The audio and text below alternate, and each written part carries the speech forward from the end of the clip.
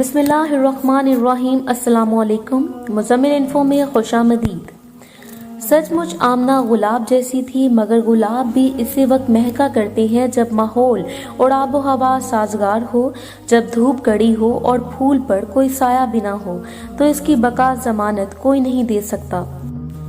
وہ دکھ کی شدت اور نفرت کی حدت میں جھلس جاتا ہے۔ آمنہ کے ساتھ بھی ایسا ہی ہوا۔ مخالفتوں کی آندھی نے اس کے رخسار کے گلاب مرجھا دیے، آنکھوں کے کنول سوکھ گئے۔ اس معصوم لڑکی کو ایک ایسی قربان گاہ پر چڑھا دیا گیا جس کو عزت اور جھوٹے وقار کی بنیادوں پر کھڑا کیا گیا تھا۔ آمنہ میری ماموزاد تھی۔ وہ مجھ سے 3 سال بڑی تھی، تبھی میں 7ویں اور وہ 8ویں میں پڑھتی تھی۔ ہمارے گھر پاس پاس تھے اور ہم اکٹھے اسکول جاتے تھے۔ اگرچہ اس کی عمر زیادہ تھی، لیکن وہ مجھ سے پیار کرتی اور ہماری دوستی بھی بے مثال تھی۔ سچ ہے کہ دوستی ہی تو ایک ایسا بندھن ہے جو عمر کے فرق کو بآسانی پھلانگ لیتا ہے۔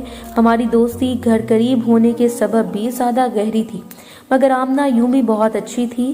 خوبصورت ہونے کے ساتھ ساتھ وہ حسن کی دولت سے مالا مال تھی، شوخ اور چنچل اور شریر، جس سے ایک بار مل لیتا جو اس کو اپنا گرویدہ بنا لیتی۔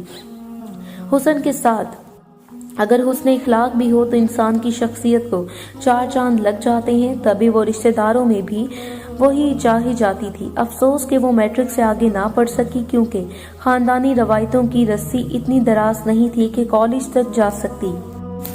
کہا جاتا ہے کہ انسان خود جیسا ہوتا ہے، دوسروں کو بھی اپنی ہی فہم کی آنکھ سے دیکھتا ہے۔ آمنہ کو بھی بڑے بھلے کی پرکھ تھی، تبھی وہ لوگوں کی خامیوں کو نظر انداز کر دیتی تھی۔ اس نے کسی سے کبھی نفرت نہیں کی، البتہ جھوٹے اور دوسروں کو بے عزت کرنے والے لوگ اس کو سخت ناپسند تھے۔ ایسے لوگوں کے سوا اس کی سب سے بنتی تھی، ہر کسی سے اپنائیت سے ملتی، سب کے دکھ سکھ میں شریک رہنے والی، سب کے مسائل سننے والی۔ کوئی سوچ بھی نہ سکتا تھا کہ ایک دن اس کا انجام ایسا ہوگا۔ آمنہ سے چھوٹے 2 بھائی تھے جن کو وہ بہت چاہتی تھی۔ وہ بھی اپنی ماں بہن کے دیوانے تھے۔ اپنی سمجھداری کی وجہ سے آمنہ نے کم عمری میں ہی گھر کو سنبھال لیا تھا۔ ایسی سگڑ لڑکی ہو تو رشتوں کی کمی نہیں ہوتی، اس کے لیے بھی رشتوں کا تانتا بندھ گیا۔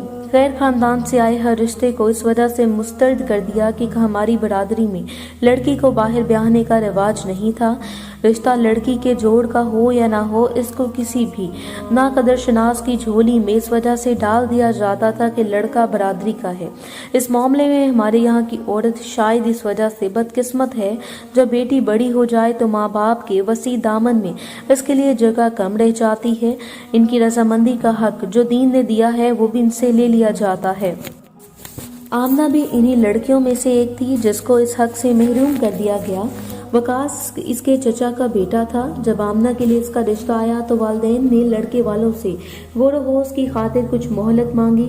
آمنہ اس سلسلے میں پریشان ہو گئی، کیونکہ وہ ابھی شادی نہیں کرنا چاہتی تھی، لیکن خاندان والے اس مرحلے پر لڑکیوں سے کب پوچھتے ہیں۔ بعض گھروں میں تو لڑکیوں کو پتہ بھی نہیں ہوتا کہ گھر میں کیا کھچڑی پک رہی ہے۔ جس دن شادی ہنگامہ شروع ہوتا ہے، لڑکی کو پتہ چلتا ہے اور پھر اس کو پکڑ کر ایک کونے میں بٹھا دیا جاتا ہے۔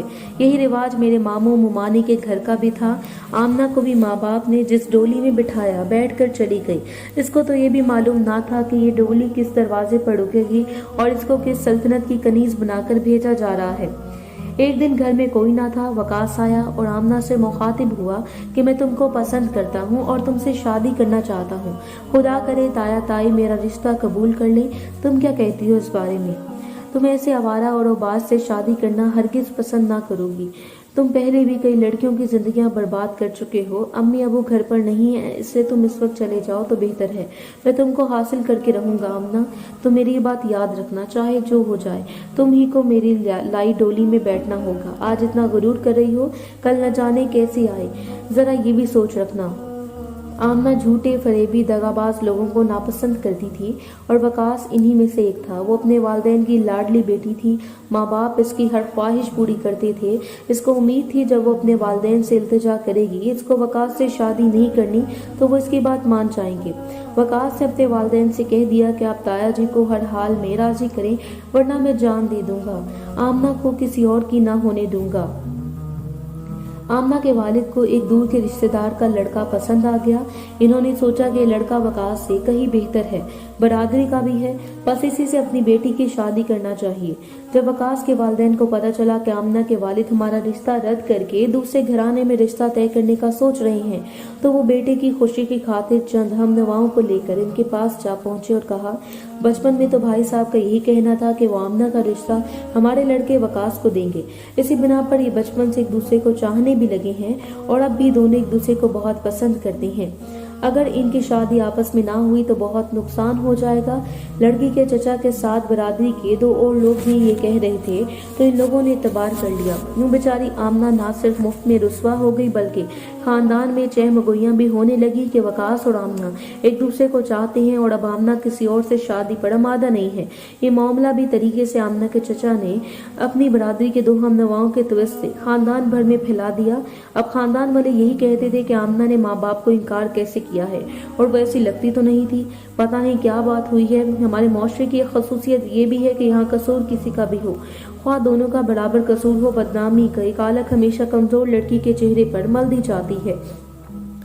यूं वकास और इसके वालिदैन ने आमना के गिर्द ऐसा जाल बिछाया कि वो बेचारी तड़प कर रह गई, मगर इस जाल में से ना निकल सकी। एक दिन वकास आया और कहने लगा, मैंने कहा था ना कि तुमको हासिल करके रहूंगा। अब यकीन आया तुमको मेरी सच्ची मोहब्बत का। सारे खानदान वालों को पता है कि तुम और मैं आपस में मोहब्बत करते हैं, लिहाजा अब तुम्हारा रिश्ता मांगने कोई नहीं आएगा। आमना, यकीन जानो कि मैं तुम्हारे बगैर जीने का तसव्वुर नहीं कर सकता। मेरे लिए तो चांदनी रातें भी अंधेरी हैं। अगर तुम मेरी जिंदगी में आ जाओ तो तुम्हारा चांद चेहरा मेरी जिंदगी को मुनव्वर कर देगा। आमना को इसकी बातें सख्त नागवार गुजरी थी, लेकिन वो इसका मुंह बंद करने से आजिज थी कि जाने किस्मत को आगे क्या मंजूर था। जब आमना के वालिद को खबर हुई कि वकास और आमना एक दूसरे को बचपन से पसंद करते हैं, तो इस अक्लमंद इंसान ने बेटी से पूछने की भी जरूरत महसूस न की और वकास के ही हक में फैसला कर दिया। इन्होंने अपने औबाश भतीजे का रिश्ता मंजूर कर लिया, ये सोचकर कि शादी के बाद सब ठीक हो जाएगा। यूं आमना की मंगनी वकास से करके एक साबर और मजबूर लड़की के अरमानों को रस्म रवाज की मंडी में नीलाम कर दिया गया। इसने माँ से कुछ कहने की कोशिश की तो माँ ने जवाब दिया, अपने अब्बा को नहीं जानती हो, वो भला किसी की सुनते हैं जो मेरी सुनेंगे। अब तो मामला ही उनके भाई और भतीजे का है, मैं कुछ बोली तो बेइज्जती करके रख देंगे। जिस रोज मंगनी थी, मुबारक सलामत का शोर इतना था कि इसकी दबी दबी सस्कियां कोई भी नहीं सुन सकता था। मंगनी का हंगामा खत्म हुआ, मेरी इससे मुलाकात हुई। ये देख सकते में रह गई कि इसकी रंगत जर्द थी। वो मेरे गले लगकर बेख्तियार रोती। इसकी आंखों में रुका हुआ शिकवों का समंदर आहिस्ता आहिस्ता बहकर मेरे कंधे में जज्ब होने लगा। इसका एक एक आंसू मेरे दिल पर गिर रहा था। मैंने कहा, आमना बाजी, अगर आपको वकास भाई पसंद नहीं है तो आप इनकार कर दें। इस पर इतना घबराने की क्या बात है, आप आकिल और बालिग हैं। आमना ने रो रो कर बुला हाल कर लिया। 2 महीने में वो अपनी उम्र से 4 साल बड़ी लगने लगी। हुस्न मांद पड़ गया। ये बात खानदान में फैल गई कि आमना वकास को भी ठुकरा रही है, इससे शादी नहीं करना चाहती। बस फिर क्या था, एक बार फिर खानदान वालों के हाथ एक चटपटा मौजू आ गया। बुजुर्ग खवातीन कहती थी कि आजकल की लड़कियों का भी एतबार नहीं, ये तो सावन की बदलियां हैं, अभी यहाँ अभी वहाँ। कुछ दिन पहले तो ये मरी जा रही थी वकास के लिए और अब इसके साथ शादी नहीं करना चाहती। बरादरी वाले सब लोग एक बार फिर जमा हो गए और आमना के वालिद पर दबाव डालने लगे कि इसको जल्द अज जल्द ब्याह दो। बाकी लड़कियां भी इससे मुतासिर होकर खराब हो रही हैं। आमना की फूफी ने तो यहाँ तक कह दिया कि भाई साहब, तुम्हारी लड़की की जुबान बहुत दराज हो रही है, इसको या तो लगाम डालो या फिर कुतर दो। मेरा बस नहीं चलता था कि मैं आमना को इस वबाल से कैसे निकालूं, किस तरह बचाऊं। मेरा तो इस मामले में हमनुमा बनने को भी कोई तैयार ना था। करीबी रिश्तेदारों को इस लड़की से कोई हमदर्दी ना थी, बल्कि वो तो कहते थे कि खबरदार इसकी हमायत मत करना, चुपचाप इसकी शादी हो जाने दो, शादी के बाद खुद ही सुधर जाएगी। मैंने कहा, आमना, हिम्मत करके तुम खुद अपने वालिद से बात कर लो, वो तुम्हारे बाप हैं और तुमको बहुत चाहते हैं, मगर ऐसा मुमकिन ना था। बाप अगर इसकी बात सुनता तो वो भी चचा चची फूफा फूफी के शोर में इसकी आवाज सरगोशी लगती, जो इस पर असर किए बिना हवा में उड़ जाती। बस बरादरी के दबाव में आकर रस्मों रवैतों के बंधन में बंद कर बाप बेबस हो गया और ऊपर से सब हर वक्त कहते कि मियाँ साहब, अब ये रिश्ता नहीं टूट सकता, मंगनी भी हो चुकी है, अगर ये रिश्ता टूटा तो तुम्हारी बेटी के हक में भी अच्छा नहीं होगा।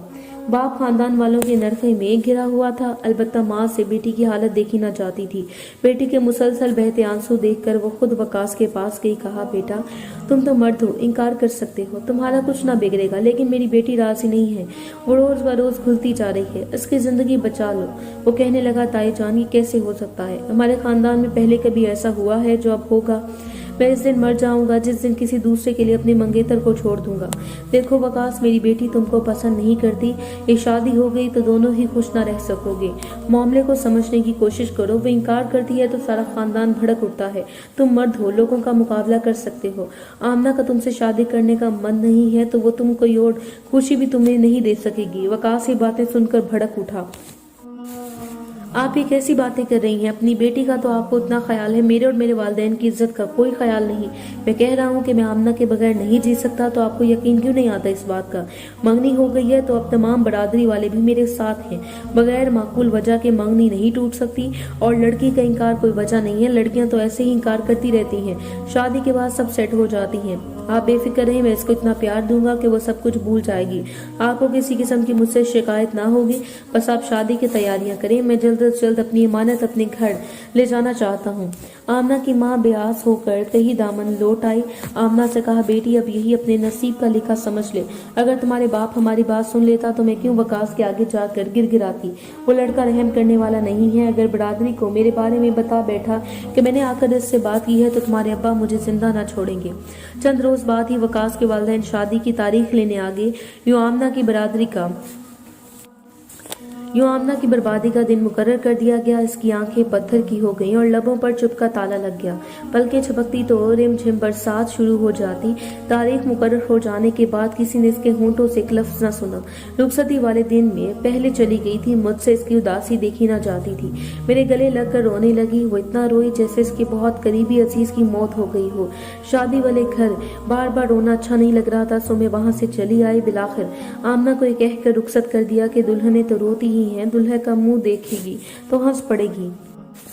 इसकी शादी के 2 माह बाद मेरी इससे मुलाकात हुई। वो अब भी वैसी ही थी। लोग इसकी जुबान पर एक लफ्ज भी ना सुनने को तरस गए थे। एक दिन मैं इसके पास गई तो कहने लगी, वकास मुझसे बहुत मोहब्बत नहीं करता। वो जो कहता था सब जुबानी बातें थी।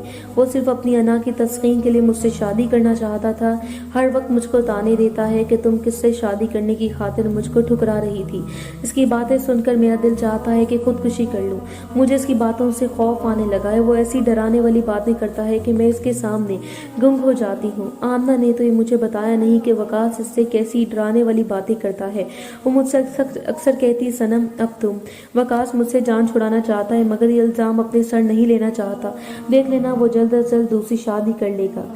मैंने इसको किसी लड़की से बातें करते सुना है। वो इसके साथ रोज रात को फोन पर बातें करता है। ये मुझको आबाद नहीं बर्बाद करना चाहता है। कहता है कि मैं तुमको इतना तंग करूंगा कि तुम खुदकुशी कर लोगी। इसको मुझसे शायद मोहब्बत हो, लेकिन अब तो वो मुझसे इंतकाम लेना चाहता है। अजियत देकर बदला लेना चाहता है मेरे इनकार का। वो मुझसे फरियाद कर रही थी। एक दिन हमको ये अंदोनाक खबर मिली कि आमना ने खुद को आग लगा ली है। मुझे इस पर खबर पर ताजुब ना हुआ। इसकी बातों से मुझे अंदाजा था कि कुछ ना कुछ होने वाला है। कुछ रोज अस्पताल में रहकर बिलाखिर वो हम सबको रोता छोड़कर चली गई। इसको डुलाने वाला आज खुद इसकी मौत पर तड़प तड़प के रो रहे थे। वकास ने कुछ दिन दिखावे के आंसू बहाए, फिर दूसरी शादी कर ली जो वो खुशहाल जिंदगी बसर कर रहा है और अब तो 4 बच्चों का बाप है। हमारे खानदान में अब भी वही कानून है, वही ख्यालात हैं कि लड़की नादान होती है, इसकी मर्जी क्या पूछना। आज मुझको भी वही मरहला दरपेश है। मैं अपने खालाजाद से शादी करना चाहती हूँ और वालिद साहब अपने भाई के बेटे से मेरी शादी चाहते हैं। अब पता नहीं मेरा क्या होगा, लेकिन मैं आमना की तरह चुप नहीं रह सकती। मैं जरूर आवाज बुलंद करूंगी और अपनी बर्बादी को अपना मौकफ समझाऊंगी। मैं आमना की तरह गूंगी हरगिज नहीं बनूंगी। मैं पढ़ी लिखी बाशऊर लड़की हूँ। अपने वालिद और भाइयों को कायल करके रहूंगी। मुझको अपने हक के लिए अपनों को मनाना आता है। मैं जान नहीं दूंगी बल्कि अपनों से अपनी जायज खुशियां लूंगी।